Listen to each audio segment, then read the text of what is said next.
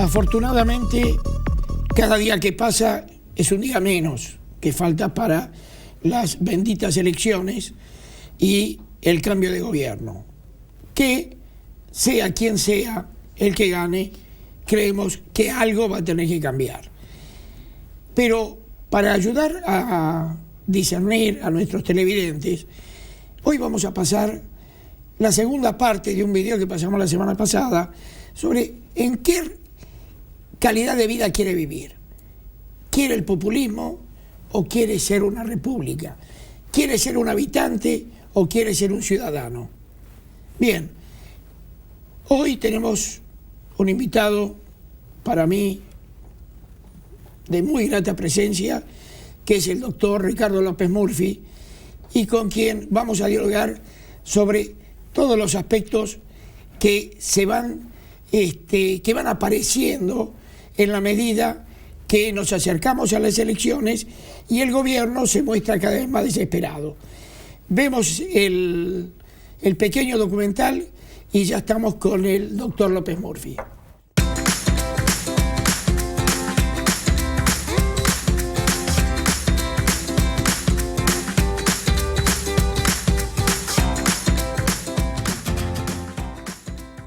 En mi conferencia en Zaragoza sostuve que el debate para América Latina ya no puede ser derechas e izquierdas, que realmente la batalla está entre populismo versus república, porque el populismo se encarga de desmantelar instituciones. Poco a poco, los líderes corruptos de nuestra región amalgaman poder, desmantelando instituciones, reescribiendo constituciones, cambiando códigos y leyes y sobre todo restringiendo libertades individuales y de comercio de sus pobladores. Vimos cómo el populismo no ha llegado ahí por pura casualidad. Realmente es porque nuestras democracias han sido poco republicanas. No hemos logrado establecer igualdad ante la ley ni justicia para todos, mucho menos el poder impedir que los empresarios busquen privilegios o los sindicalistas, amigos del poder, también busquen los suyos. Las graves fallas de nuestros gobiernos demoraron nuestro desarrollo y nos permitieron caer en las redes del populismo.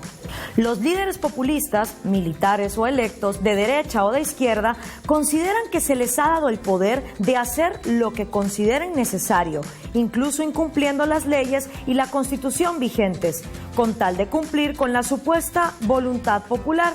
Pero, ¿quién decide cuál es ese deseo del pueblo? El mismo líder populista. Por lo tanto, no es relevante cómo vos querés gastar, ahorrar o invertir tu plata, ya que es el Estado, o sea, el líder populista, quien sabe mejor que vos cómo hacerlo, en pos de un supuesto beneficio de la sociedad.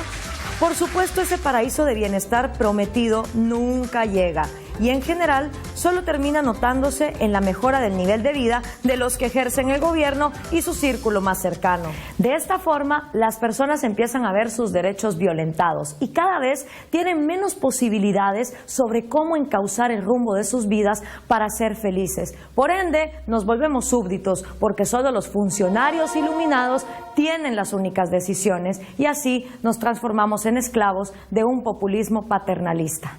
Es irónico, nos consideramos personas maduras, pero elegimos gobiernos que proponen tratarnos como papás autoritarios y nosotros ser los niños irresponsables. Los grandes líderes populistas como Perón, Mussolini, Kirchner, Chávez o Getúlio Vargas coinciden en tomar una parte de la población y volverla el enemigo interno, que junto con el enemigo externo se convierten en lo que los populistas llaman antipueblo. Entonces, por un lado está el pueblo y por otro lado está el antipueblo. En cada discurso, el populista busca insertar odio en la sociedad, hacer que el pueblo odie al antipueblo. El antipueblo puede tomar diferentes formas, externas o internas. La oligarquía, la plutocracia, los yanquis, los españoles conquistadores, los empresarios locales, en fin.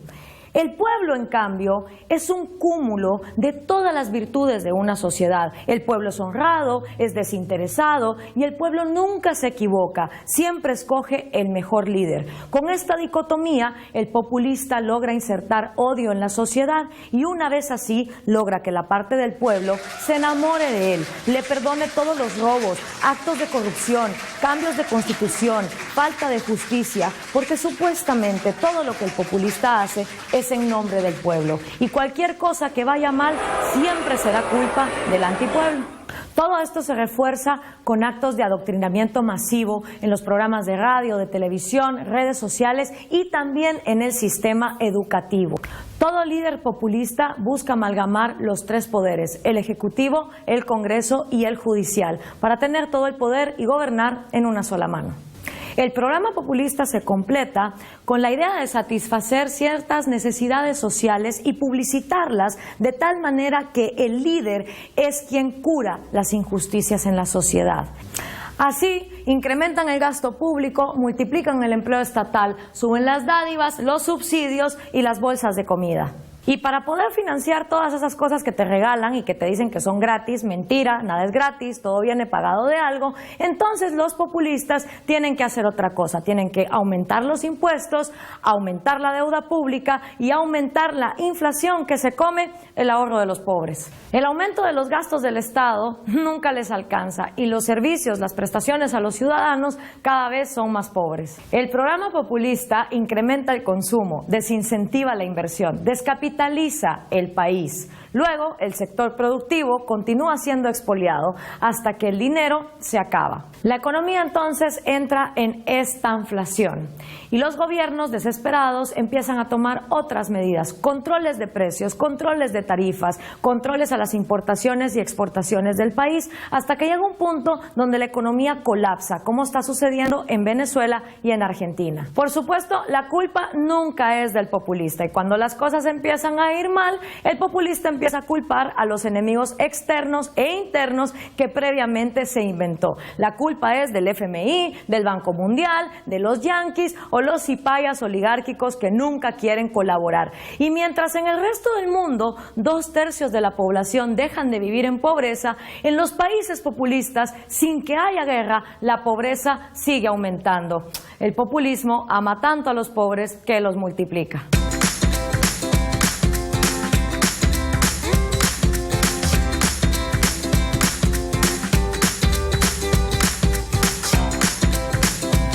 Gracias, doctor Rodolfo Mussi, por acompañarnos hoy. ¿Qué le pareció este documental? Una muy buena forma de poner el problema que sufre Latinoamérica. De una forma muy pedagógica, muy accesible, inteligente para generar interés, o sea, y poder entender la mecánica de lo que no solo en Argentina, sino en varios países de Latinoamérica se está sufriendo, ¿no? En 6 minutos y algunos segundos, se pudo resumir lo que economistas les lleva horas y horas para poderlo hacer entender. Me pareció tan didáctico. Es verdad. Que es,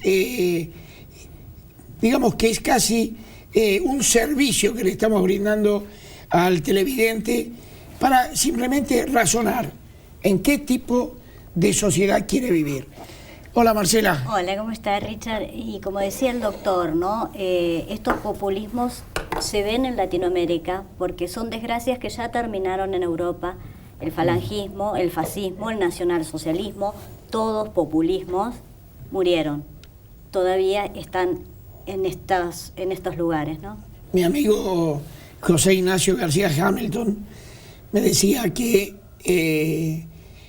no hay un solo caso de populismo que terminara bien.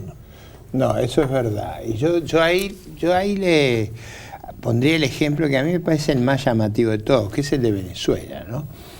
¿Por qué? Porque probablemente el país por recursos más rico de Latinoamérica sea Venezuela. O sea, lograr a gente que es riquísima en términos de sus stocks de capital, vivir como africanos pobres ha sido una hazaña casi es difícil de explicarse cómo pudieron.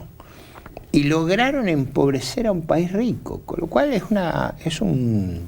y la están pasando mal, muy mal. Muy mal, y además sin perspectiva, porque eso es lo más grave, no es que usted simplemente tiene una crisis, una adversidad, sino que a menos que cambie el sistema, eso no se puede arreglar. O sea, se va a arreglar cuando cambie el sistema.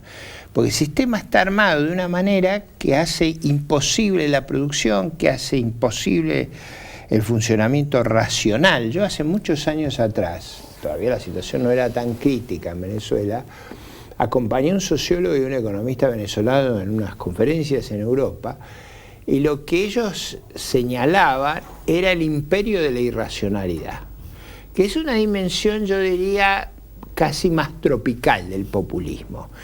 Porque en otros populismos que uno conoce, esa irracionalidad no es clara, no hay todos los vicios del populismo, pero no hay irracionalidades como hay en Venezuela. En Venezuela hay cosas que son de una irracionalidad extrema. Imagínese un tipo de cambio que es una cienava parte. Eso a nadie sensato se le puede ocurrir que eso puede funcionar. 3 días de trabajo para comprar $1. Bueno, ahí está el empobrecimiento, ¿no? La descapitalización. En el caso de Venezuela, de partida, ellos, alguna vez yo haciendo discusiones en Argentina, yo calculé que cada venezolano tenía alrededor de $1,5 millones de capital. Vivir pobremente teniendo $1,5 millones de capital es difícil, es un país inmensamente rico. Ahora, es el único país de características petroleras, pero de una de las reservas más grandes del mundo, que sufre ese nivel de postración y degradación. Ahora, ¿por qué hay gente que mira con simpatía, con elogios a un régimen que ha degradado tanto la situación de Venezuela? Es para mí quizá lo más incomprensible que he vivido, y llevo muchos años de vida. Yo creo que Maduro es tan incapaz y tan inútil que quienes lo van a terminar colgando es el mismo ejército que hoy lo está apoyando. Sí, ahí la explicación de por qué han sobrevivido es básicamente porque el régimen, el partido del régimen, nos guste o no nos guste, se han vuelto las Fuerzas Armadas. Entonces es un gobierno donde el núcleo del poder son los servicios militares y de inteligencia y de seguridad, y lógicamente la especulación en todos ellos, hoy ellos saben que va muy mal la cosa, el problema es que no saben cómo salir, no saben cómo evitar las consecuencias. Quisieran tener impunidad para salir, y eso no es sencillo que se la y se los garantice, ¿no? En los supermercados se agarran a trompadas por un sachet de leche, por un pedazo de carne. Bueno, es una economía yogur que está bajo un racionamiento extremo, piense usted lo que es estar enfermo en Venezuela. Doctor, recibí un mail de Venezuela donde mostraban a una chica que en el supermercado le niegan alimentos porque le faltan los brazos y no puede poner la impresión digital por haber... Bueno, fíjese al nivel que hemos llegado. La impresión digital se usa para conseguir alimentos, es como una cárcel. Sí, sí. Y a la pobre chica, como le faltan los 2 brazos, porque nació discapacitada, le niegan la venta. Dice, ella no puede comprar. Es un sistema muy similar al de Argentina, donde sobran las trabas, los corsets.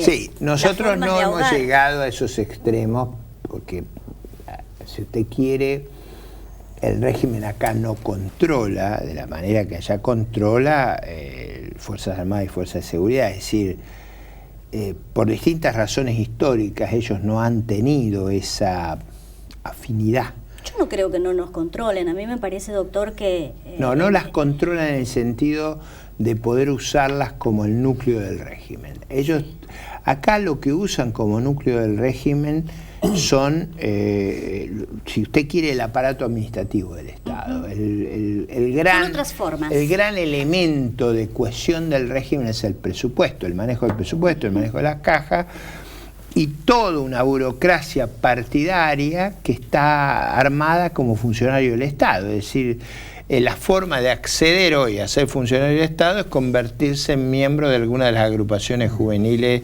del partido del régimen. Acá si no es de la cámpora, no tiene ninguna posibilidad. Ese yo diría que es un punto esencial. Las Fuerzas Armadas hoy están por comodidad y porque forman parte de todo este acto de corrupción. Pero en el momento que vea que eso se puede debilitar, porque ya no da más. Bueno, eso está muy debilitado. Por ejemplo, yo como todos tenemos una incógnita muy grande de cómo van a ser las elecciones en Venezuela. Uno sabe que la oposición está ganando 2-1, mínimo. Yo creo que es más todavía la diferencia. El régimen, ¿qué es lo que ha estado haciendo? Ha estado prohibiendo a través de artilugios administrativos que los candidatos de la oposición se puedan presentar a elecciones. Es como si usted acá impugnara a todos los candidatos de la oposición y de esa manera aspiran a bloquear la capacidad de competencia de la oposición. Eso no les ha dado resultado en muchos lados, porque a veces al alcalde que pone preso gana la elección la esposa del alcalde. Digo, pero en alguna medida creo que el episodio más escandaloso, que es la comidilla de la prensa mundial, es el intento de vetar a Marina Corino Machado, o sea, que es una de las figuras emblemáticas de la resistencia, y le han inventado ahí que no declaró un plan social, una de esas cosas disparatadas. Es un ticket de $9. Pues una cosa disparatada, pero digo, el punto es evitar que las voces rebeldes se puedan expresar. A López lo tienen preso, solo haga preso. Acá a Marina Corino Machado proscripta. Entonces, a ese régimen, usted cuando empieza a hacer esas cosas que ya no tiene más resto. Doctor, yo veo que nos estamos acercando a las elecciones y el gobierno se muestra cada vez más preocupado y más desesperado. Es por todos conocido que el juez Bonadío no fueron allanamientos, se presentaron y pidieron documentación de todo el grupo OTESUR. Documentación, perdón, contable. ¿No? Contable. Hoy todo el gobierno está desesperado para ver cómo se lo voltea Bonadío, pero desembosadamente, ya no con artilugios, tratando de pasar desapercibidos. Tan desesperados que ya lo hacen con la luz prendida. Pero al revés, ahí yo creo que lo que más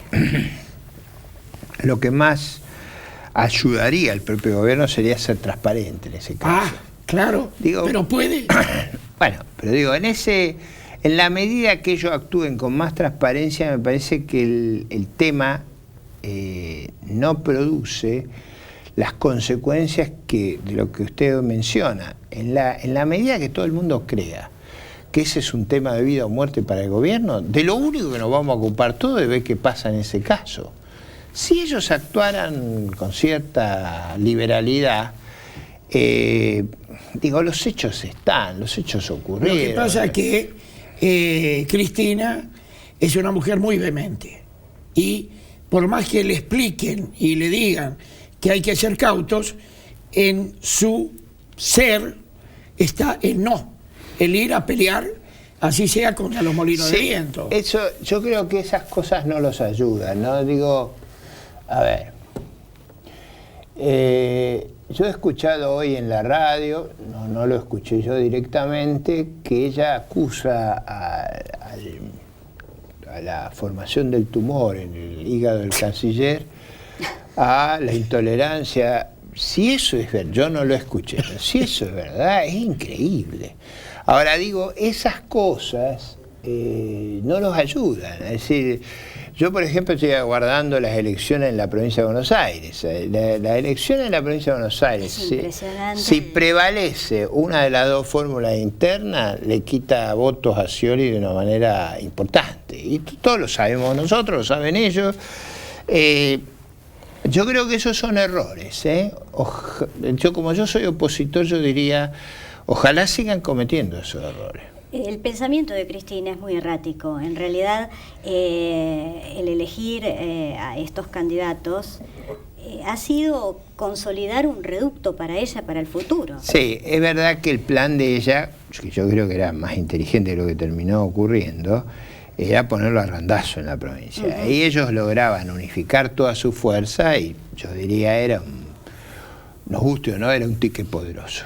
creo que la negativa de Randazzo les ha creado un problema, porque además usted observe lo que es ese debate. Cuando no se tratan de narcotraficantes, se tratan de delitos. Es una cosa, no son los opositores, son ellos. Ellos mismos. Es una cosa dramática las descalificaciones que se cruzan. Yo diría que es inadmisible a esta altura de la Soirée que tengamos candidatos del nivel de Aníbal Fernández. A mí, como argentina, me da mucho Bueno, usted vergüenza. sabe que dicen que en las tiendas de la oposición hay muchos que están deseando que sea él. Por supuesto, claro. Claro, Obviamente. hay gente en la oposición que va a ir a votar a la primaria del Frente para la Victoria, a ver si sale Aníbal. No, digo, eso hay un elemento de rechazo en la sociedad que, si se explota bien, genera un voto muy contrario al gobierno. Entonces,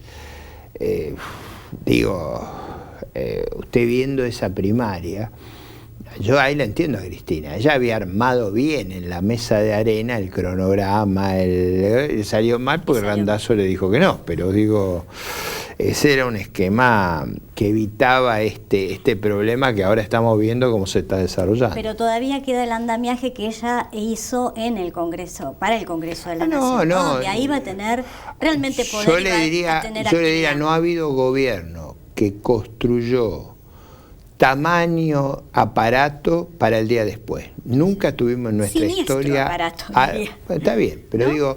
Nadie construyó un aparato de esta envergadura para condicionar al gobierno que lo suceda, sea propio o sea opositor. Desde su óptica, ¿Macri quiere ganar la presidencia de la Nación o está dudoso por todas las bombas que le han dejado en el camino que tiene que transitar? No, si yo creyera que no quiere, la verdad que sería gravísimo, porque eso traicionaría, yo diría, es una aspiración muy, muy sentida de la ciudadanía. 2/3 partes de la población. Entonces, yo creo que no. Mi racionalidad me dice que no podría ser, pero no es bueno que usted tenga esa inquietud, porque eso quiere decir que hay vacilaciones, hay, si usted quiere, inconsistencias, actitudes que generan esa, digamos, incertidumbre. Yo personalmente no la tengo. A mí me parece que de donde se ha llegado, si usted no está dispuesto a esta altura, sería inexplicable. Yo no creo eso. Yo creo que están batallando para ganar la elección, a veces con desaciertos. Por ejemplo, yo creo que fue un gran desacierto haber comentado que sería importante en la ciudad reproducir el balotaje nacional.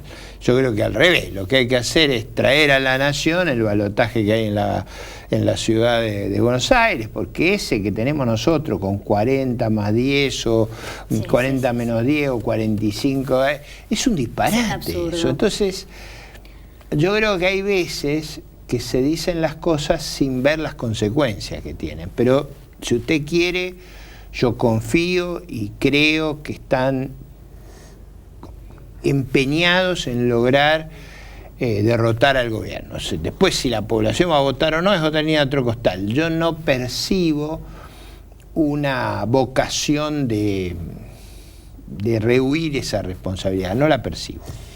Otra inquietud que tengo es que haya habido acuerdo entre Lorenzetti, Cristina, Macri y Scioli en no tocar al grupo, es decir, al grupo familiar y a los amigos íntimos, los amigos cantores, ¿no? Porque ahora de lo que hay que cuidarse son de los amigos cantores. Y temo que hayan hecho algún acuerdo con Lorenzetti, que espero estar tan equivocado como quisiera estar equivocado con lo de Macri, ¿no?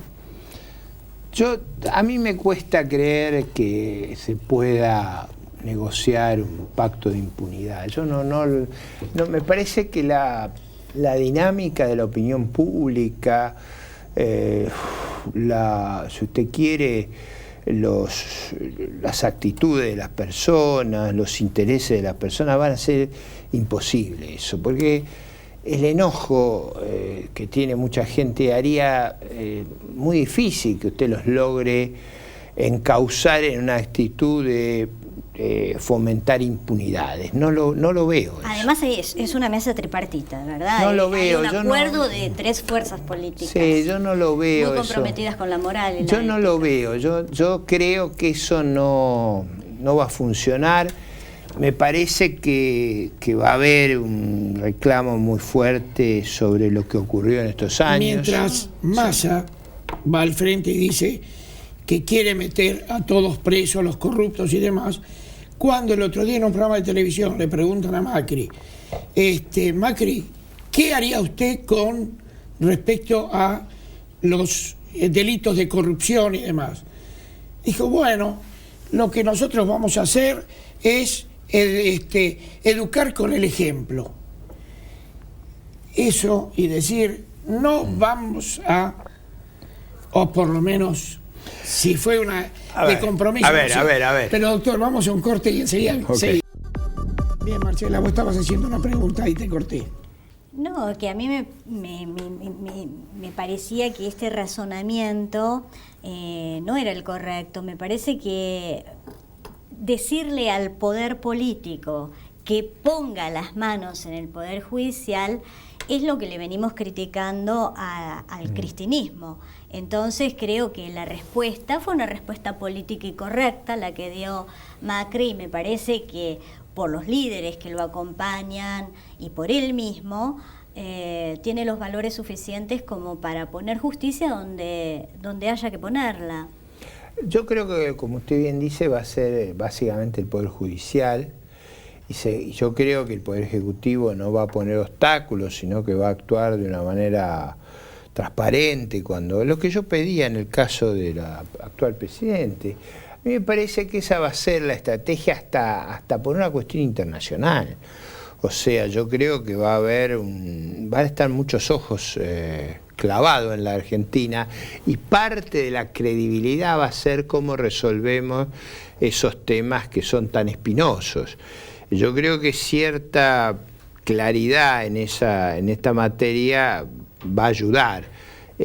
Yo no veo espacio para maniobras, para ocultamiento, para impunidad, no lo veo. No lo veo en la cultura social, no lo veo en el contexto de la región. Me parece que sería un escándalo si los episodios que son cuestionados son tapados o si usted quiere... Son hallados. Sí, eso yo diría, no veo fácil eso, no lo veo en la opinión pública. O sea, va a haber un reclamo por esas cuestiones, digo, de actores perjudicados, de gente que se ha sido desplazada, de gente que estuvo callada por temor. Me da la sensación de que eso va a estar ahí, no va a haber forma de evitarlo. Esperemos que así sea. A mí me llamó la atención el hecho que primero se buscaba fueros para la presidente de cualquier forma, Anqui, el Parlasur, y de golpe no se habló más de fueros ni de candidaturas, porque evidentemente la presidenta se debe sentir muy segura que no van a poder llegar a ella. Yo creo que ella se siente muy segura de su poder, a lo mejor lo sobreestima, pero se siente, yo creo, con una gran confianza de que van a ganar las elecciones, se siente con una gran confianza de que va a influir decisivamente en el régimen próximo, y por supuesto ni se le pasa por la cabeza que corre los riesgos judiciales que usted sugiere que debería estar corriendo. Ahora, eso es un cálculo que ya hace. Nosotros no sabemos si va efectivamente a ser así o no, me da la sensación a mí que va a haber un clima de reclamo muy grande una vez que el régimen se retire. Doctor, ¿cómo ve la economía que viene? A ver, yo creo que el gobierno que viene va a recibir una situación muy delicada. Primero, por razones de orden internacional, o sea, nuestros vecinos están complicados, sobre todo el vecino gigantesco. Yo diría Brasil está muy complicado, este año su actividad económica va a caer cerca de 2 puntos del producto, el año que viene probablemente caiga medio, va a estar, yo diría, con una situación muy adversa, con mucha conflictividad política, social. O sea, me parece que esos años que disfrutamos de Brasil en auge se han terminado para el gobierno, para la oposición, para el que le toque. Segundo lugar, yo veo que los precios de los derivados de nuestros recursos naturales que nos dieron tanto aire, eso también cambió. No digo que fueron tan delicados como cuando a mí me tocó ser ministro, que eran catastróficos, eran 1/3 de los precios actuales. Pero digo, me da la sensación de que esos precios excepcionales, que prácticamente hacían borrón y cuenta nueva con cuanto macanazo se hiciera acá, eso también se terminó. Eso se terminó, definitivamente. En tercer lugar, a mí me parece que el déficit, el gasto que el gobierno ha venido acumulando, está generando una alta inflación y un gran atraso cambiario que agrava el problema que tenemos de afuera. Es decir, si ustedes observan, en Latinoamérica todos nuestros vecinos han devaluado para poder acomodar la caída de los precios externos, la situación de más adversidad. Nosotros hemos hecho al revés. Por supuesto, eso implica que perdemos reservas, no el número que se publica, sino... ¿Cuál es el número, doctor, para usted?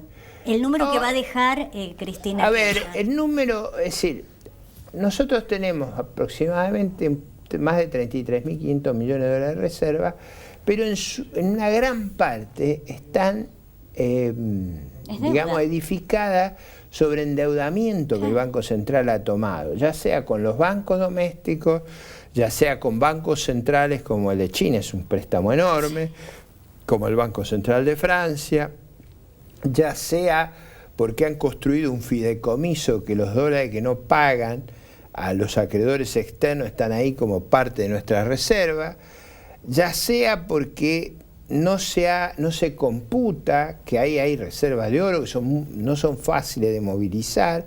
O sea, a mí me da la sensación que cuando usted depura las reservas de todas estas operaciones que las embellecen, para ponerlo de alguna manera, las hacen lucir mejor de lo que son, nuestra situación de reserva va a ser muy ajustada a fin de año, muy ajustada, sobre todo después del pago del bono 2015. Me da la sensación que el nivel de reserva va a ser ajustado y entonces esa combinación de baja reserva, altísimo déficit fiscal, mucho atraso cambiario, adversidad externa, es un cóctel exigente para el próximo gobierno, sea una continuidad del oficialismo o sea la oposición. Y muy lejos lo que no es cierto, lo que sí le puedo, ahora sí le puedo decir algo contundente. Lo que sí no es cierto es esa idea de que van a poder continuar. Eso que dice el ministro Kicillof, que van a seguir haciendo más de lo mismo, eso no es viable. No es viable porque no se pueden endeudar como se han endeudado. Este modelo no es viable, ni con este gobierno ni con cualquier otro. Exactamente. Entonces, cambios va a haber.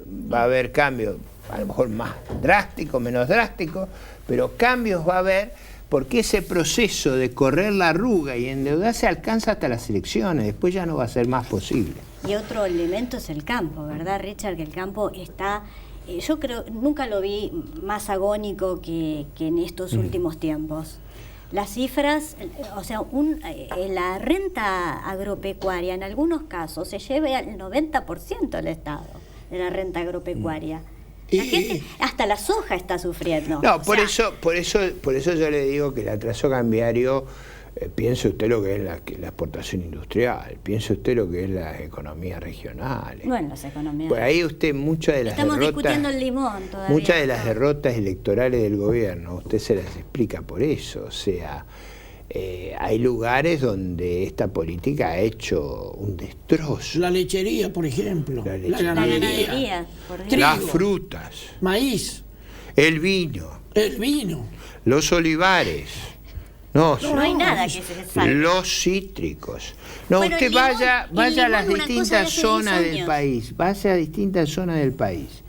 En todos esos productos de economía regional eran productos exportables, eran productos sobre los que se afincaba buena parte de la actividad productiva de cada región. Las manzanas y las peras en el Alto Valle, no solo exportadas, envueltas y para góndolas, sino como jugo, como puré, digamos, en las distintas, como dulce, en las distintas formas que la cadena de valor esa genera. Todo ese sector la está pasando terriblemente, como la está pasando Cuyo terriblemente. ¿Y cuál ha sido la política que ha tenido este gobierno con relación al campo? Porque todos los días Casaquimela, que tiene a cargo la cartera de ganadería... Pero lo han expoliado al campo. Si usted quiere, lo que han hecho ellos ha sido expoliarlo, a un costo que a mí me parece han afectado seriamente la capacidad de generar valor. O sea, hay un punto donde la sobrecarga sobre el sector generó impotencia. Y yo creo que estamos al borde de esa situación donde usted ha puesto tanto peso sobre los sectores productivos que generan valor agregado en la Argentina, que los ha agobiado y les ha hecho impedir no solo crecer. Yo acá quiero recordarle a ustedes una cosa. Si ustedes toman diciembre del 2011, diciembre del 2015, la economía no ha crecido.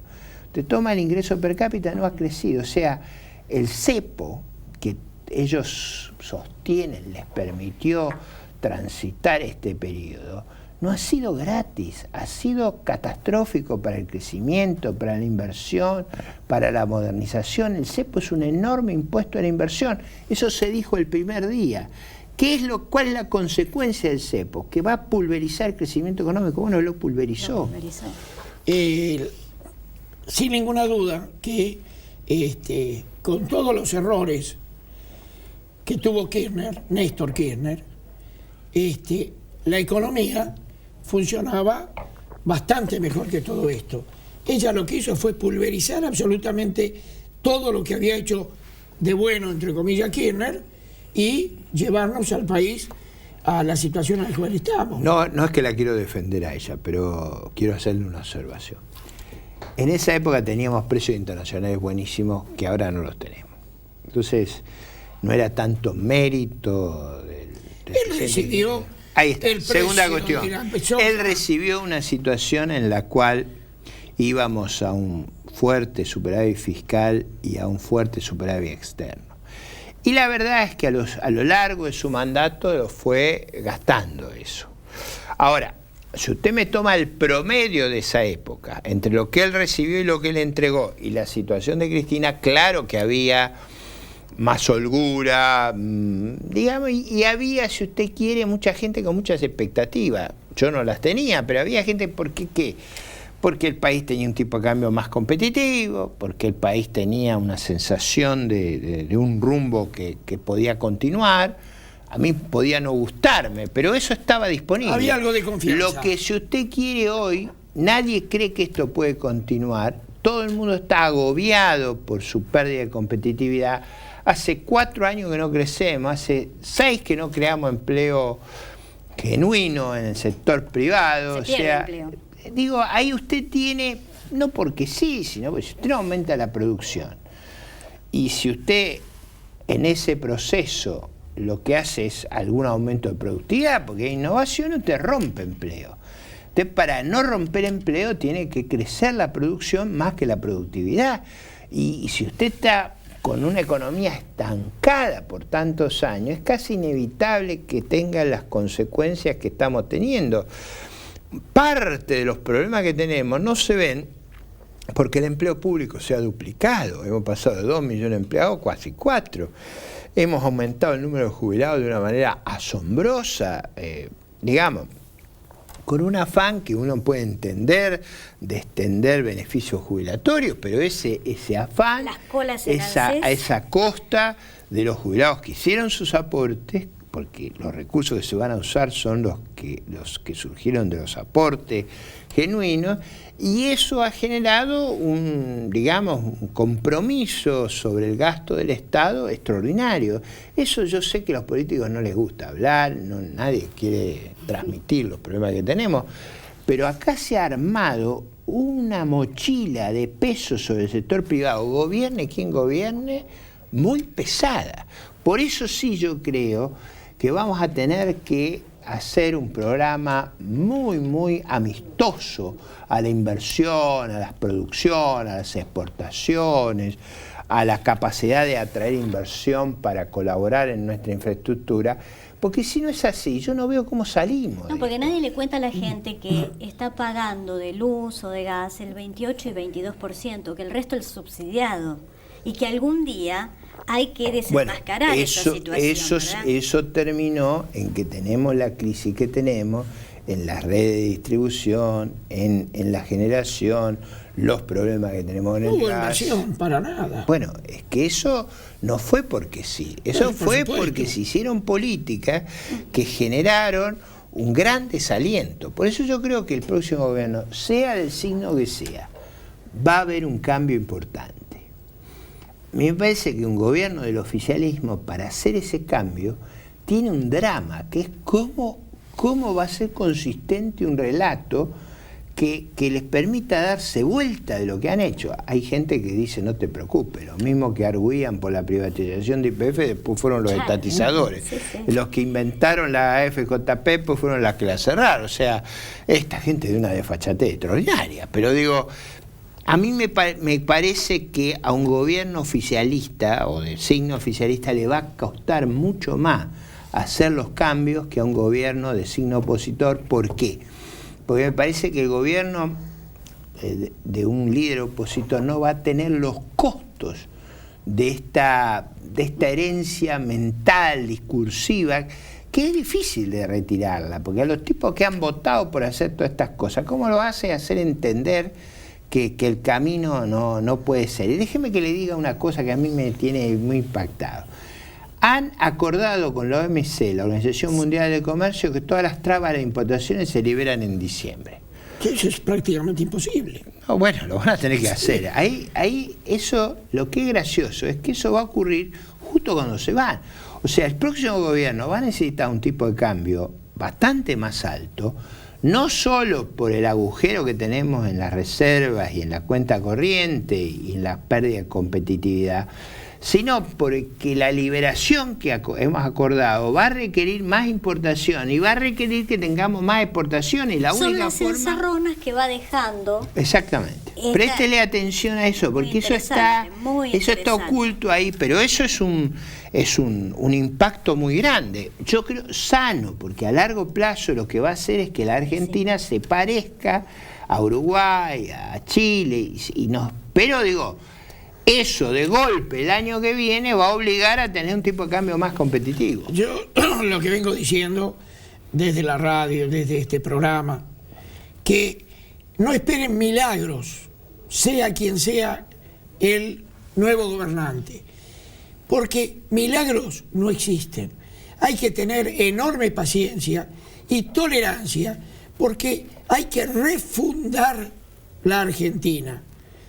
Hoy la Argentina está refundida y hay que refundarla. Y eso no se logra de un momento para otro.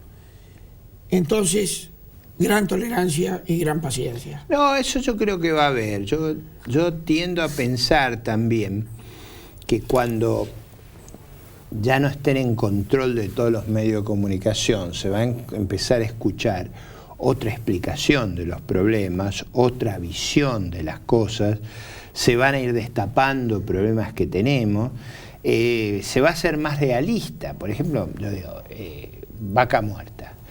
Ahí nosotros tenemos una cosa muy importante, pero eso requiere niveles de inversión inmensos para desarrollarse. Inmensos porque si usted extrae el gas, pues lo tiene que transportar y después lo tiene que distribuir. Eso, no digo descubrir el gas y explotarlo. Esto que viene acá son 40, 50 mil millones de dólares. ¿De dónde lo vamos a sacar? Argentina exportaba gas, ¿verdad? Absolutamente. Y ahora es importadora neta. Por una ayer, cantidad muy importante. Ayer estuvo la titular del Ejecutivo con Evo Morales y dijo una frase que a mí me dolió.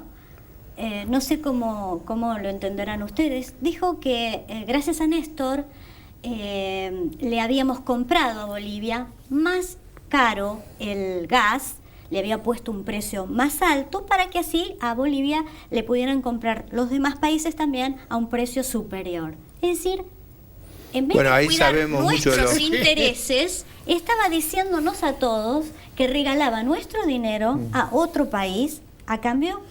Bueno, Venezuela, que ha regalado su dinero a costa de la pobreza de su gente a Cuba, por ejemplo.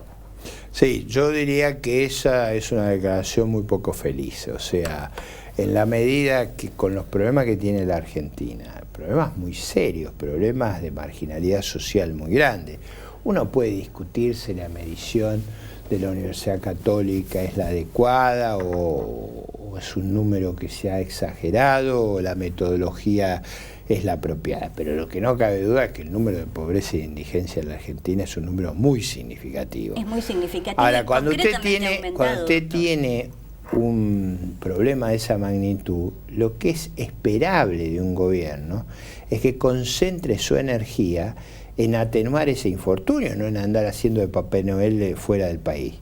O sea, para Papá Noel, déjenos a lo privado. Lo que decía el informe, el documental que vimos, que los populistas lo que hacen es regalar lo que no les pertenece, lo adjudican a ellos. Y créame, doctor, que hay gente que realmente cree que si hoy tiene trenes es porque Randazzo los pagó o porque Cristina Kirchner los pagó. Sí, eso no es verdad. Fíjese, en el 2013 había algo claro. Yo fui candidato en esa época. Yo le voy a decir muy fácil, en este tema yo fui muy claro en cómo había que hacer el programa. Ahí había que hacer dos cosas. Había que fortalecer los ferrocarriles metropolitanos, porque no hay un medio, digamos, competitivo. Eso implicaba hacer una inversión grande que se demoró, si usted quiere, hasta la catástrofe del 11. Sí. Vamos a ser francos, acá 8 años tuvo que haber tragedia de se 11 dejó de lado o se hicieron barrabasadas en el área. Es probable que la gestión de Randazzo haya corregido. Sí. No, yo no comparto la estrategia que se ha seguido, pero algunos problemas corrigió. Yo, si tuviéramos tiempo, yo le explicaría en qué no comparto. Pero, digamos, había que fortalecer ferrocarriles metropolitanos y ferrocarriles de carga. Y había que hacer obras, que las tenemos demoradas, algunas hemos estado haciendo, de resolver los pasos a nivel. Fíjese, yo en la campaña del 2003, se lo voy a repetir ahora, han pasado 12 años, pero todavía hoy es vigente. Tenemos 1 minuto y medio, doctor. Ok, yo decía, entre Temple y Constitución tenemos una maravilla que son 4 vías en paralelo. Y hay 5 pasos a nivel en todo ese recorrido. Si nosotros reemplazábamos esos pasos a nivel y permitíamos que podíamos mandar una formación por minuto, le puedo asegurar yo que transformamos la capital, el sur oeste del Gran Buenos Aires, se acaba la congestión vehicular, porque lo que hubiéramos hecho es aprovechar la infraestructura adecuadamente. Ese era un plan muy práctico, muy racional. Algo se ha ido avanzando en esa línea. Usted habrá visto que se han estado construyendo los pasos bajo nivel. Eso era una cosa que había que hacer. Usted va a cualquier ciudad desarrollada del mundo, en ninguno ve que las vías cruzan a nivel. Porque eso traba toda la ciudad. Yo creo que ahí había un salto cualitativo a hacer.